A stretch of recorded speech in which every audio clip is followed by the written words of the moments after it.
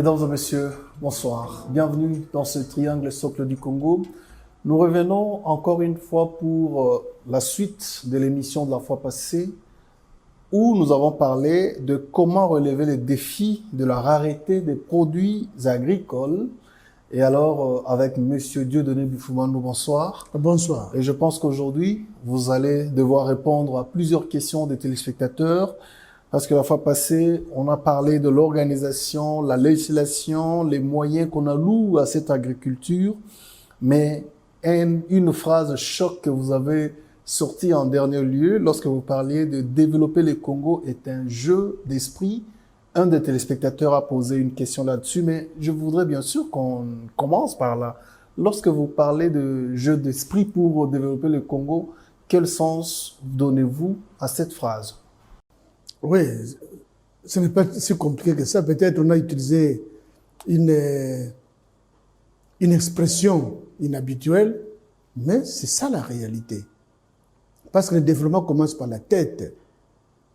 C'est-à-dire c'est la tête qui dit ce que je veux. Vous voulez quoi? Si vous voulez le développement, tout part de la tête. Et comment il faut vous développer? Donc, quelles sont les stratégies qu'il faut monter pour vous développer? Ça se conçoit par la tête. Oui, mais nous comprenons justement, par là. Oui. C'est-à-dire quand la tête a bien réfléchi, ça devient un jeu d'enfant. C'est ça le jeu d'esprit, c'est-à-dire c'est l'esprit qui réfléchit. Et quand l'esprit a bien réfléchi, c'est que le reste roule comme sur des roulettes et puis il n'y a plus des choses qui peuvent vous empêcher. À moins qu'elles ne soient des choses naturelles. Parce qu'il y a des blocages naturels, inondations, ainsi de suite. Mais sinon, sur le plan du développement, vous vous aurez donné une ligne intéressante parce que l'esprit a bien fonctionné. D'où il faut faire fonctionner l'esprit pour envisager ou pour entrevoir un bon développement. Parce que ça donnait l'impression que tout ce qu'on fait, il fallait abandonner et se concentrer maintenant sur l'esprit et jouer ce jeu qu'on voulait bien comprendre. Justement, le jeu en question, c'est ça. C'est-à-dire quand vous posez des questions, question-réponse, qu'est-ce que vous voulez? Mais il y a une réponse qu'il faut donner. Je veux le développement. Ce sont des questions, un jeu, question-réponse. Première question, qu'est-ce que vous voulez? Il y a une réponse qui est donnée, je veux ça et ça et ça. Ah bon? Mais pourquoi vous ne parvenez pas à atteindre ce que vous voulez? Alors c'est là que vous allez commencer à dire oui, je ne parviens pas à atteindre ce que je veux parce que la route n'est pas bonne. C'est une réponse, par exemple. Ou parce qu'il y a de l'insécurité là-bas. C'est une réponse. Ou parce que... Donc, vous donnez une réponse à une question. Une autre question pourra surgir. Vous donnerez aussi une réponse.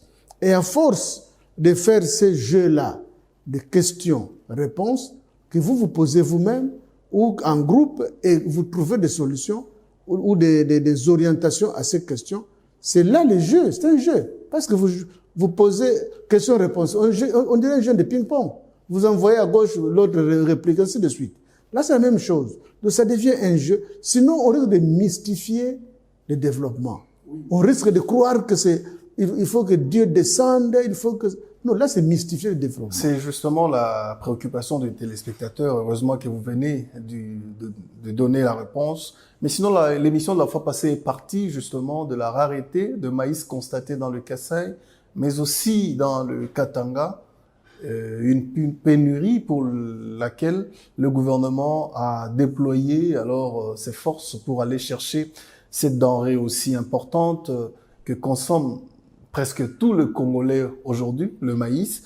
Alors, un des téléspectateurs voudrait savoir, lorsque vous parlez de l'organisation, les pays qui produisent le maïs qu'on nous envoie ici, et même parmi les premiers producteurs de maïs aujourd'hui, ont-ils suivi la démarche que vous avez proposée pour parvenir alors à avoir l'agriculture qui leur offre un peu presque de tout ce qu'ils ont besoin? Bon, je ne peux pas dire qu'exactement ils ont suivi la démarche que je propose. Je ne peux pas confirmer ça. Il a donné l'exemple du Brésil et même aussi de la Zambie. Mais justement, c'est-à-dire, je ne peux pas dire qu'ils ont suivi exactement ce que je propose comme remède. Pas nécessairement. Mais au moins, ils ont suivi une stratégie qui a donné un bon résultat. peut-être par rapport à leur environnement, par rapport à leur degré, à la maturité de leur population. En tenant compte de tous ces éléments, ils ont conçu une autre démarche. C'est comme par exemple aujourd'hui, s'il faut augmenter les recettes fiscales de notre pays, on ne doit pas appliquer la même méthode qu'en Europe ou aux États-Unis, dans la mesure où il y a déjà un grand fossé sur le civisme fiscal. Chez nous, le civisme fiscal est encore un luxe. C'est-à-dire que les gens ne maîtrisent pas encore le fait qu'il faut nécessairement payer les impôts. Donc, le civisme fiscal est très faible chez nous. Donc, s'il faut concevoir une stratégie, on doit tenir compte que du nous contexte avons et tout ça. De cette réalité. Oui, mais c'est parmi les questions d'un téléspectateur aussi qui disait, est-ce que si l'agriculture n'était pas notre vocation, que la nôtre pour le moment était d'aller peut-être creuser dans le gisement des mines, est-ce que vous ne pensez pas qu'on perdrait beaucoup plus de temps d'aller cultiver que d'exploiter nos minéraux et d'en avoir des ressources qui vont nous aider à importer ailleurs, comme d'habitude. Mais, c'est-à-dire, quand on parle de la stratégie, c'est que nous partons de vos réalités. La réalité peut se dire, comme dans les pays arabes, qui sont des grands producteurs de pétrole. Ils peuvent se dire, nous avons un pays désertique, mais nous avons aussi un pays qui nous offre beaucoup d'argent par le pétrole. On ne mange pas le pétrole. Maintenant, vous produisez le pétrole que vous vendez. La stratégie peut être laquelle? Faut-il investir beaucoup d'argent dans l'agriculture? Parce que nous avons un pays désertique. Combien ça va nous coûter de rendre fertiles ces étendues désertiques? C'est possible de rendre désertiques ces étendues-là. Parce qu'en Israël, ils ont fait ça. Mais ça va nous coûter combien? Prenons l'hypothèse que ça nous coûte $1 milliard. Bon, maintenant on se pose une autre question. Pour nourrir facilement notre population, nous avons besoin de quoi? Nous avons besoin de maïs, nous avons besoin de ceci. Bon, comme nous avons un terrain désertique, où pouvons-nous nous ravitailler pour inonder les marchés? Il y aura une réponse. Non, allons au Brésil, allons en Afrique du Sud pour aller acheter telle denrée. Maintenant, quand on fait la sommation, pour ravitailler, pour inonder les marchés en biens alimentaires, ça va nous coûter combien sur le plan international? Par rapport à la balance des paiements, nous allons dépasser combien? Oh non, avec 200 millions, vous mangez très bien. Bon, maintenant, un gouvernement responsable va faire quoi? Dans les 2 ans, s'il n'a que 1,5 milliard, il va préférer inonder les marchés de tous les biens parce qu'il dépensera seulement 200 millions. Mais s'il doit s'investir dans l'agriculture à ce moment-là, ça va lui coûter 1 milliard. C'est pas aussi le même calcul chez nous parce que déjà, les mines en elles-mêmes prennent plus de 50% de notre PIB. Vous ne pensez pas que c'est peut-être aussi ça notre vocation et c'est dans ça peut-être que nous sommes aussi forts? Non, ce n'est pas comme ça qu'il faut raisonner. Les mines nous offrent beaucoup de recettes, ça c'est vrai. Maintenant, à partir de ces recettes, est-ce que nous pouvons acheter des denrées venant d'ailleurs pour inonder les marchés? C'est ce que nous faisons toujours. Si, mais justement, mais la conséquence est laquelle? La malnutrition à gauche, l'insuffisance alimentaire à droite. Donc, ce qui veut dire qu'on ne parvient pas à inonder les marchés des denrées alimentaires. C'est ça que ça signifie. Sinon, on n'aurait pas de kwashiorkor à travers le pays. Tout le monde serait bien nourri. Mais s'il y a cette insuffisance, c'est que les revenus des minéraux ne nous aident pas à atteindre ces résultats. Maintenant, en ce qui concerne notre pays, une autre question peut se poser. Et si nous produisions, si nous allions en contact avec des organismes qui peuvent nous aider à produire, il y a des crédits qui peuvent être obtenus pour produire. Dans 2 ans, est-ce que nous ne serons pas mieux que maintenant? Les miniers lèvent facilement le fonds pour investir dans les mines, mais malheureusement, dans l'agriculture, vous savez que nous n'avons même pas une seule banque. Et lorsque vous allez même dans le budget de l'État, l'agriculture n'atteint même pas 10%. Mais c'est tout ça, c'est ça que, quand on parle de stratégie, c'est tout ça. Parce que, imaginez-vous, même pour, je causais avec un minier,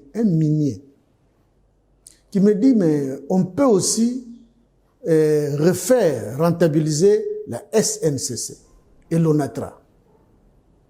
Comment? Ah, voilà, c'est la question que j'ai posée aussi. Mais comment? On disait non. Aujourd'hui, si la SNCC et l'ONATRA sont tombés, c'est parce que toute la production minière du pays va ailleurs, est transportée par d'autres véhicules.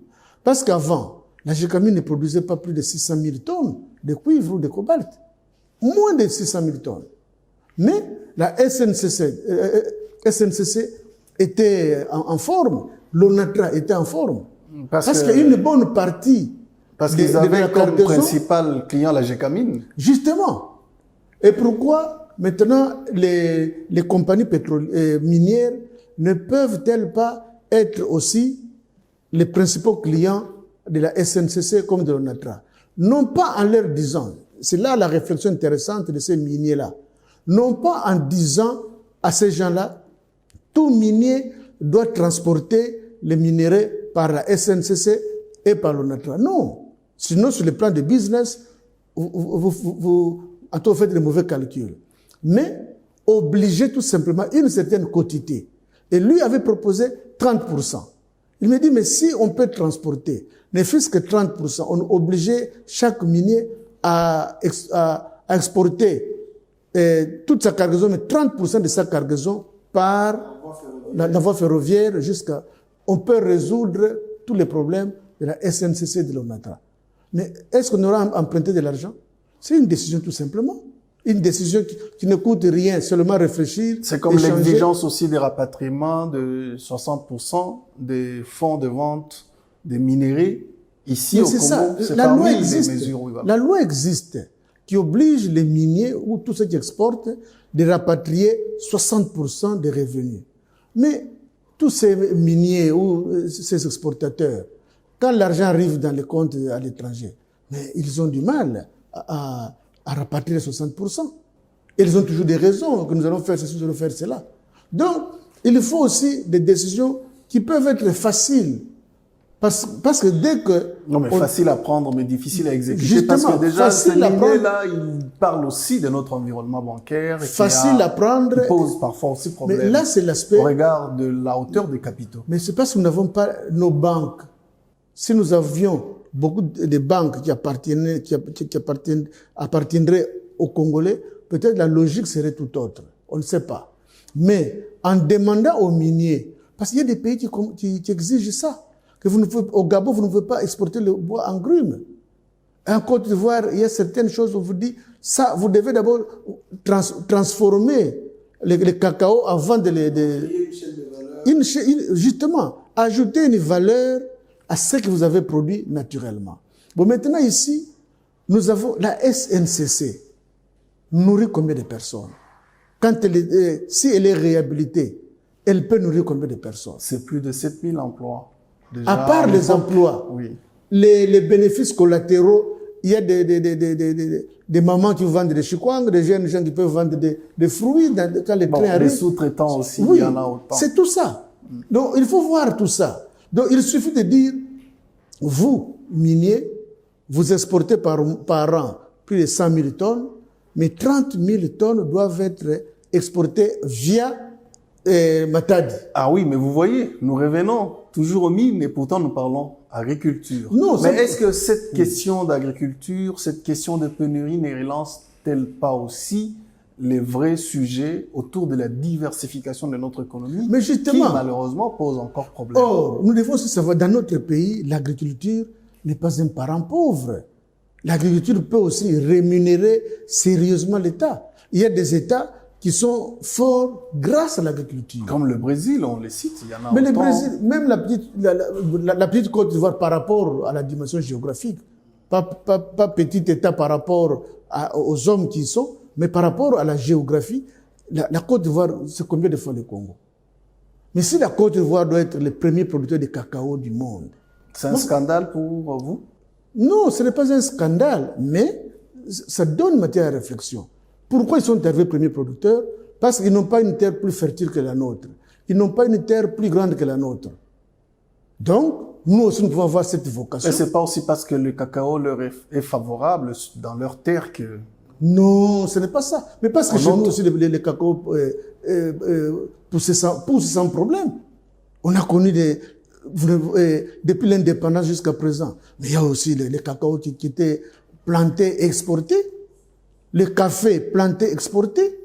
Les veillas plantés, exportés. Oui, mais quand c'est planté de façon ou sinon artisanale, c'est ça mais justement aussi voilà le manque mais de est-ce qu'il stratégie. faudrait que l'État, je sais qu'il y a un office national du café, est-ce que l'État devrait personnellement s'investir pour cultiver? Or, Non. nous savons que notre État ne fait pas le commerce. Non, mais est-ce que pas. les Congolais eux-mêmes connaissent que, à part les mines, l'agriculture a des filières qui peuvent être de vraies niches qui pourraient alors enrichir beaucoup? Bon, combien de Congolais peuvent-ils se permettre d'avoir des compagnies minières? Il y a des Congolais qui en ont, mais ils sont combien? Mais combien de Congolais peuvent cultiver? Il y a des milliers même. Non, Donc, mais il faut faire la différence entre l'agriculture vivrière et l'agriculture lorsque nous non, voulons même bien être de vrais... l'agriculture vivrière existe, mais on est en train de transcender cette agriculture vivrière.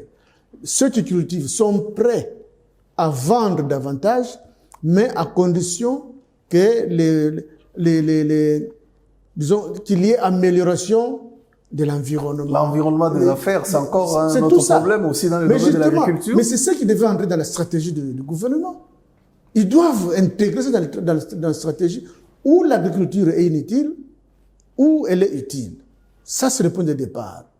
Or, sur le plan métaphysique, quand on analyse l'agriculture, on vous dit que l'homme doit manger. Donc, ce n'est pas une volonté de l'homme que je dois toujours manger. C'est un besoin. Ce n'est même pas un besoin de l'homme. Ce n'est pas l'homme qui a créé ce besoin. Mais c'est le Dieu créateur. Pourquoi Dieu a voulu que nous puissions manger tous les jours? Pourquoi il ne nous a pas créés comme des ours qui hibernent pendant plusieurs mois? Sans manger, ils s'endorment pendant plusieurs mois. Parce que si l'homme ne mangerait que sur 12 mois, l'homme ne mangerait que pendant 4 mois ou 6 mois, il y aurait très peu de demandes en aliments. Mais si Dieu veut que nous puissions manger tous les jours, vous ne mangez pas toute la journée à moins de le vouloir. Mais sinon, quand vous ne mangez pas toute la journée, donc votre corps en pâtit. Même ceux qui exigent les jeûnes auprès des fidèles, mais ils leur disent, bon, mangez après 18 heures, mangez léger. Mais mangez quand même. On ne dit pas ne mangez pas. Pendant 5 jours de jeûne, vous ne mangez absolument rien. Quelle église qui a déjà fait ça? Ou qui pousse les fidèles à faire ça? Il y a des téléspectateurs qui nous ont appelés même de partout. Nous avons reçu des appels du site agricole de Massina, site agricole de Yangambi, dans la Grande Orientale. Des téléspectateurs qui ont appelé vraiment de partout, qui voudraient alors, qui par exemple, ceux qui travaillent dans ces sites disaient, c'est devenu comme des domaines abandonnés. C'est comme le site agricole de Massina où un téléspectateur disait qu'il y a même menace de certains chefs coutumiers qui voudraient bien vendre ces terres au profit peut-être des logements au lieu de les laisser abandonnés pendant que la première vocation de leur création était de produire. Qu'est-ce que le gouvernement devrait, selon vous, faire de ces sites qui ont d'ailleurs été cadastrés, mais malheureusement, qui ne produisent pas à la hauteur des attentes? C'est un problème, je répète, c'est un problème de stratégie. Le gouvernement peut dire, bon, comme la population est en train d'augmenter à Kinshasa, l'espace de Massina, j'affecte ça au logement. C'est une stratégie. Si la politique gouvernementale exige ça, c'est faisable. On ne va pas condamner le gouvernement en disant, mais il y a des gens qui mangeaient, qui vivaient de tout ça. C'est vrai que dans les grandes agglomérations, la démographie est en Mais train justement, de croître. mais le cas est là des Bandal. La pépinière des Bandal. Nous, quand on grandissait, mais c'était une pépinière, on nous envoyait acheter les légumes là-bas. Mais maintenant, qui peut oser aller encore produire des légumes comme avant? Personne.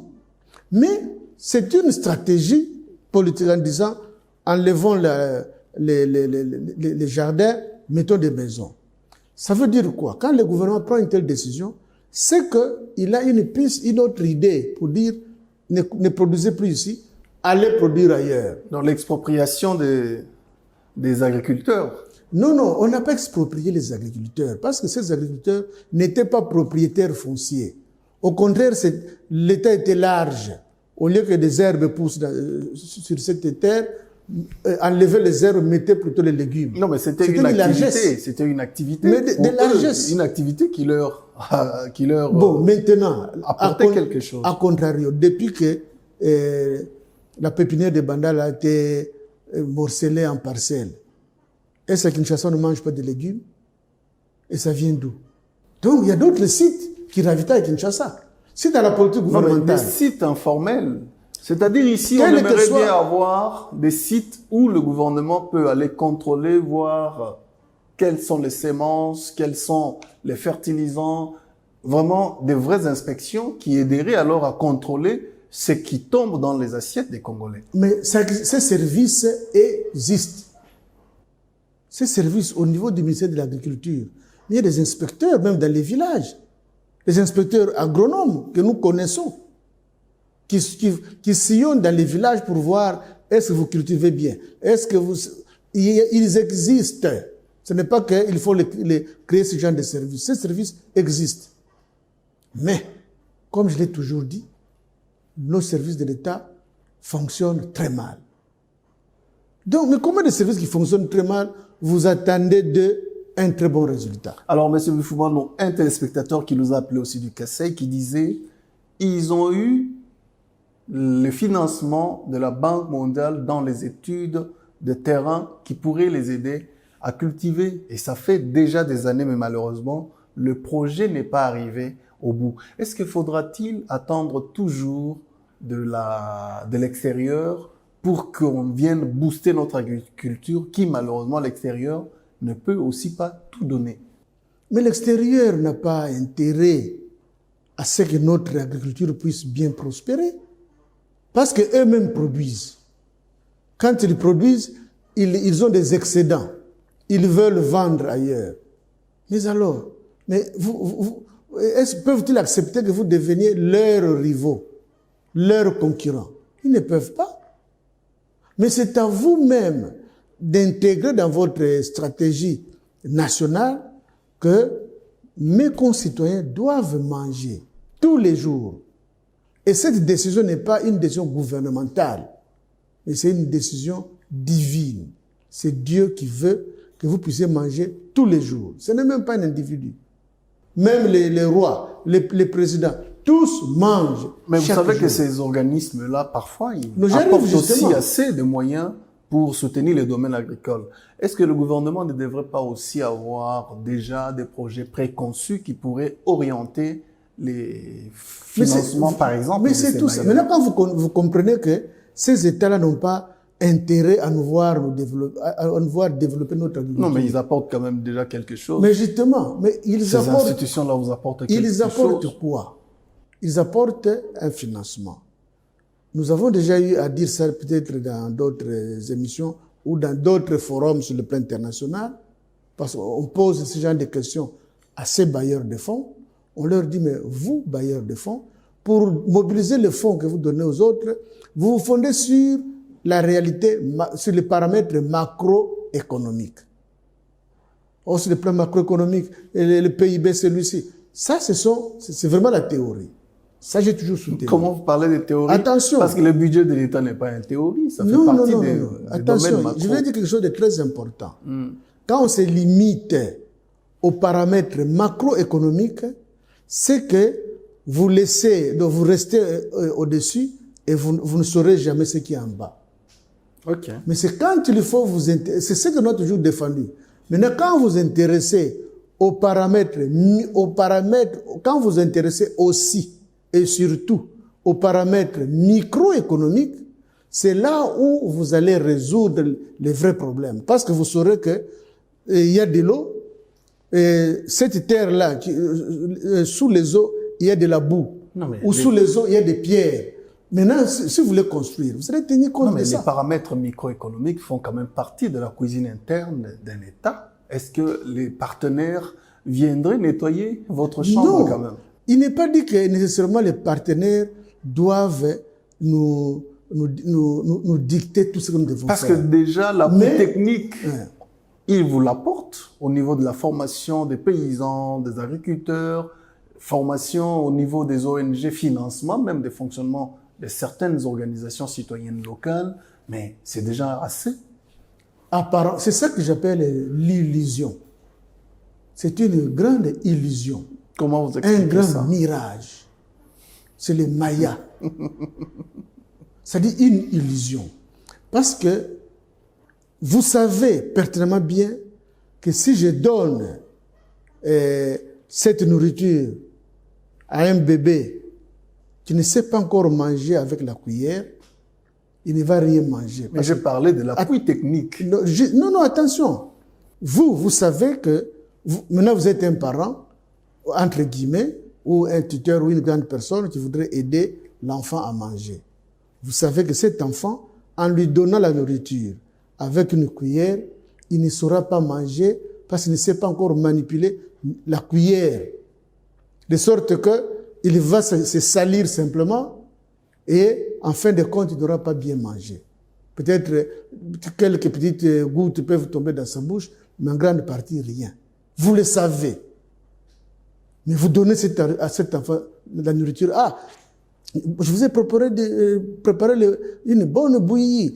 C'est très bon, c'est très bon. Non, mais là, vous parlez des organisations paysannes qui sont déjà... Non, suivez bien les raisonnements pour que vous compreniez. Mais vous dites à l'enfant, ah, c'est très bon, c'est très bon. Vous prenez un tout petit peu, il goûte, ah, c'est très bon. Et vous l'abandonnez pour qu'il mange seul. Mais à ce moment-là, et l'enfant n'a pas bien mangé. Demain, vous venez encore deuxième jour, troisième jour, il ne mange pas bien, tout simplement parce que vous lui avez donné une cuillère qu'il ne sait pas manipuler. Et là, devant le Seigneur Jésus-Christ, devant votre conscience, qui est mauvais. Non, mais selon vous, qu'est-ce que ces organisations partenaires devraient faire pour aider alors notre agriculture à avancer si vraiment ils avaient besoin de nous aider? S'ils avaient besoin de nous aider, ils pouvaient exiger de bonnes stratégies. Si la stratégie est insuffisante, ils peuvent dire non, ici en tout cas, on ne va pas clair, c'est une stratégie insuffisante, on ne peut pas la soutenir. Mais ils viennent aussi avec leur stratégie. Mais justement, quand ils viennent avec leur stratégie, ce sont des stratégies qui ne tiennent pas compte de l'aspect micro-sociétal. Ils peuvent venir, par exemple, ils viennent cultiver les sorgho. Les sorgho se mangent, c'est une bonne chose. Mais dans quelle province du Congo où l'on mange à satiété les sorgho? C'est un complément alimentaire aussi. Non. Mais prenez les bons aliments qu'ils mangent, aidez-les à produire en grande quantité cet aliment. Si c'est le maïs, qu'ils produisent en grande quantité le maïs, c'est le manioc, ainsi de suite. Mais quand vous venez avec les sorgho, dans le but tout simplement de les revendre ailleurs, parce que la FAO doit les aider de Kwashiorkor en Afrique de l'Est, bon, vous, Congo, produisez beaucoup de sorgho et non le maïs. Donc, et le financement vous dit, vous allez produire ceci. Bon, ceux qui produisent, qui peuvent produire, sont ignorés. Ceux qui vont raconter des belles phrases, je dis bien des belles phrases, on donne à ces gens-là. Or, s'il y avait une étude micro-sociétale, on saurait faire la différence entre ceux qui sont sérieux, qui peuvent réellement produire, et ceux qui vont raconter un bon français, qui ne vont rien faire. Mais la conséquence serait visible. Et là, maintenant, ces gens-là en feraient même une condition. Mais malheureusement, ce ne sont pas des conditions prises en compte. Et quand vous ne prenez pas ça en compte, mais vous donnez l'argent, vous savez que cet argent ne sera pas bien utilisé.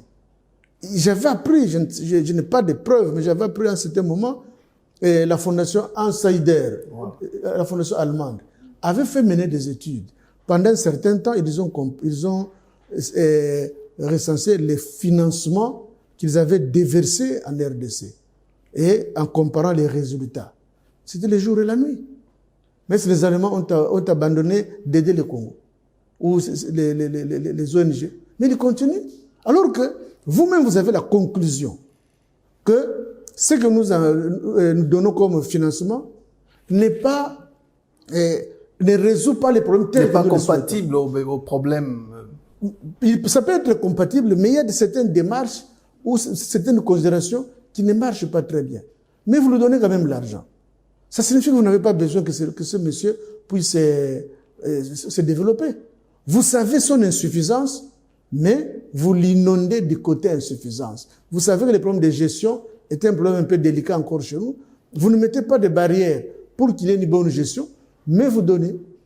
En disant non, mais ça devient la relativité du don.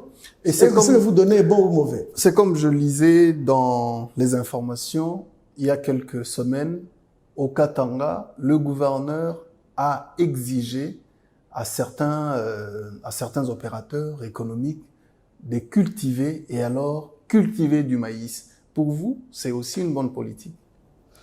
Mais c'est-à-dire, si ça entre dans la stratégie, c'est bon. La stratégie, surtout, de ne pas manquer du maïs dans justement, une zone où on en consomme assez aussi. Et puis, on ne doit pas dire, bon, tel a beaucoup d'argent, il a une société minière, et maintenant on l'oblige à faire aussi l'agriculture. Mais ce n'est pas évident. On en fait. On peut en faire. Non. Il y a des gens qui ont la vocation. Mais du côté éducation, santé, parfois on les fait dans le cadre de responsabilité sociale des entreprises minières. Ils investissent aussi dans ce domaine, notamment construire des routes, aider les communautés locales. Mais si on élargissait ce champ au niveau même d'aider ces provinces où il y a des gisements miniers à s'investir aussi dans l'agriculture à travers les investisseurs qui viennent dans les mines, vous ne trouvez pas que ça pourrait aider alors à résoudre beaucoup de problèmes? La stratégie n'est pas mauvaise et elle peut aider. Elle peut aider. Mais nous avons connu ça dans notre pays. Gécamine Développement. Il y avait la Gécamine qui exploitait les minéraux et la Gécamine Développement qui devait développer l'agriculture. Mais malheureusement, ça n'a pas réussi parce que la Gécamine, tout comme l'Amiba, était des grandes clientes des entreprises zambiennes et sud-africaines. Mais justement, ça prouve quoi? La stratégie doit tenir compte de tous ces aspects. Et quand vous demandez à une société minière, il faut cultiver les maïs, parce que vous devez produire au moins 30 000 tonnes par mois. Nous voulons que nous ayons 30 000 tonnes par mois. Maintenant que cette entreprise réfléchissant en disant, bon, oui, je peux vous donner 30 000 tonnes par mois, parce que ici, si je dois produire sur place, je dois dépenser 15 millions de dollars, mais si je dois acheter ça en dehors du pays, je vais dépenser 10 millions. Mais entre dépenser 15 millions pour avoir peut-être 25 000 tonnes et dépenser 10 millions pour avoir 30 tonnes, 30 000 tonnes exactement. La société minière va faire quoi? Ils sont réalistes, ils sont des capitalistes. Ils ne sont pas venus investir dans le domaine minier pour faire plaisir au chef de l'État ou bien au Congo. Non, mais ils ne viennent pas aussi dans un terrain vide. Mais justement, maintenant, raison pour laquelle il y a certaines stratégies, au lieu de m'obliger, moi, à m'occuper de l'agriculture, je m'occupe des mines, je dois m'occuper de l'agriculture, je dois m'occuper de ceci. Non. Les centres médicaux, les enseignements, c'est facile. Vous avez une usine, bon, vous devez soigner le personnel. C'est facile. L'enseignement, il suffit de construire une petite école. C'est facile. Ce personnel-là a besoin aussi de manger. Vous avez dit, c'est parmi les besoins primaires. Attention, ce que je voulais dire, c'est que, au lieu d'obliger ces entreprises-là à faire aussi de l'agriculture, ou sinon de contribuer dans un fonds qui va promouvoir l'agriculture. Par exemple. Mais c'est facile pour une entreprise qui brasse des millions. On lui dit, vous êtes 12, on cible 12 entreprises. Vous devez créer une banque agricole. On ne vous demande pas de faire l'agriculture, mais contribuer à la création d'une banque agricole. Vous serez actionnaire dans cette banque agricole. Il y a 7 entreprises ou 10 entreprises. à qui on demanderait 5 millions ou 10 millions. Comme ça, on se retrouve avec 100 millions de dollars comme fonds de démarrage d'une banque. Et là, ceux qui ont la vocation de faire l'agriculture pourraient être facilités en disant, bon, vous, comme vous avez cette vocation, allez là-bas, allez vous endetter, vous allez faire l'agriculture facilement, et tout en sachant, sur le plan du gouvernement, que l'agriculture sans subvention reste chère. Donc, l'État, d'une manière ou d'une autre, doit subventionner l'agriculture. Quand on parle de subvention, c'est-à-dire des dons, des crédits d'impôt, tout ça. Ça des dépend du exonérations. pays. Le pays peut donner aussi des dons, les exonérations. Mais une exonération, c'est un crédit d'impôt. C'est-à-dire, l'État vous donne l'argent. Ce n'est pas que c'est gratuit. L'État vous... Oui, mais c'est un manque à gagner pour cet État. Non, ce n'est pas un manque à gagner nécessairement. Ça devient manque à gagner quand c'est mal utilisé. Mais quand c'est bien utilisé, une entreprise qui dit, moi je vais vous créer 5 000 emplois, je vais faire ceci ou cela. Mais l'entreprise aura rendu un bon service à l'État. Parce qu'on vous diminue de 5 000 chômeurs. Mais c'est bien. Et dans le domaine agricole, c'est plus facile alors de créer une banque agricole avec les investisseurs miniers déjà que nous avons. Mais vous savez que c'est aussi un très grand syndicat à leur niveau. Ils ont un lobbying qui peut aller même au-delà, qui peut faire pression même au-delà de notre pays. Ouais. Rappelez-vous aussi... Pour vous empêcher de créer une banque agricole? Non, mais des grands procès que nous avons connus et surtout des procès d'intention autour du code minier. Vous vous rappelez? Donc, les amener encore à avoir d'autres charges supplémentaires dans le domaine agricole. Ce n'est pas une charge. Mais est-ce qu'il ne faudrait peut-être pas demander à l'État d'abord de revoir son budget du domaine agricole? Parce que le ministère de l'Agriculture, parfois, les gens se demandent, c'est quoi exactement son travail? Non. Quand vous voulez demander à l'État de réaménager son budget pour privilégier l'agriculture... Non, pas privilégier, mais ou surtout pour augmenter... Voilà. Ça, ce n'est pas facile à demander à l'État. Mais le montant d'abord est infime. Le budget n'est pas costaud. Quand vous demandez, non, maintenant, on doit sacrifier quel domaine au profit de l'agriculture? L'éducation? La santé ou bien quoi? Ou la sécurité? Donc, l'État est déjà sonné tel qu'il est là parce qu'il n'a pas beaucoup d'argent pour faire mieux. Mais c'est à lui que l'on demande encore des stratégies pour organiser mais justement, cette stratégie ne pousse pas toujours l'État à dépenser. Il y a des stratégies où l'État ne dépense rien, mais il a un résultat. Quand je dis, par exemple, on peut négocier avec les entreprises minières, vous croyez que si une entreprise minière, genre Tenke Fungurume, on disait, ou les Mumi, Mutanda Mining, ou les KCC, on disait, bon, dégager ne fût-ce pendant 2 ans, à chacun 20 millions, non pas à donner à l'État. Ne donnez pas un cadeau à l'État, mais mettez-vous ensemble, créez une banque agricole. C'est votre argent. On ne vous ravit pas cet argent. Ça reste votre argent. Mais mettez ça pour créer une banque. Vous parlez aux miniers qui sont habitués d'investir aujourd'hui et demain, ils ont très vite les résultats. Et les amener dans des investissements du genre banque agricole. Non. Vous connaissez les caractéristiques d'une banque agricole qui ne sont pas les mêmes avec nos banques ordinaires. Quand on parle d'aider, est-ce que ces miniers-là ne sont pas des actionnaires dans d'autres sociétés? Ils peuvent être actionnaires dans une société, peut-être qui fabrique ceci ou cela. Donc, dans le cadre d'aider un État, d'avoir une bonne stratégie, l'État peut dire, moi j'ai des difficultés, vous, tel, créez une banque agricole. Comme ça, quand la banque est créée, et vous, c'est votre argent. Où sont d'abord ces Congolais-là qui sont passionnés de l'agriculture, qui voudraient bien avoir des capitaux pour investir dans des plantations ou sinon dans les élevages? Où sont-ils? C'est ça aussi la grande question. Non, attention. Sinon, comme nous les manquons dans le domaine minier et aussi dans le domaine agricole, on veut vraiment ressentir ce besoin-là pressant des Congolais qui disent, écoutez, nous sommes prêts à offrir autant de tonnes de maïs, de manioc ou sinon de viande. Ces Congolais-là, où sont-ils? Mais justement, vous croyez qu'ils n'existent pas? Ils sont très, très nombreux. Ceux qui ont des fermes, par exemple, dans les plateaux de Bateke, ils sont combien? des fermes vivantes, pas des fermes, je ne sais pas comment, des fermes vivantes qui cultivent, qui récoltent et qui vendent. Allons seulement au plateau de Bateke. Mais ils sont nombreux. Maintenant, à ces gens-là, dites, au lieu d'exploiter seulement 20 hectares, exploiter 50 hectares ou 100 hectares. Mais ils le peuvent. Mais la réponse, où sont les moyens? D'abord, les tracteurs, il faut qu'ils aillent louer les tracteurs. Mais si des fermiers, on leur donne la possibilité, bon, montrez-nous la terre. Oh, la terre est là. Combien d'hectares? J'ai 200 hectares. OK. Vous voulez sacrifier, disons, vous voulez affecter combien d'hectares au niveau de l'agriculture? Même 100. Mais à ce moment-là, on peut maintenant étudier, la banque ou les services de la banque peuvent étudier combien on peut te donner pour que tu fasses une agriculture industrialisée, mécanisée.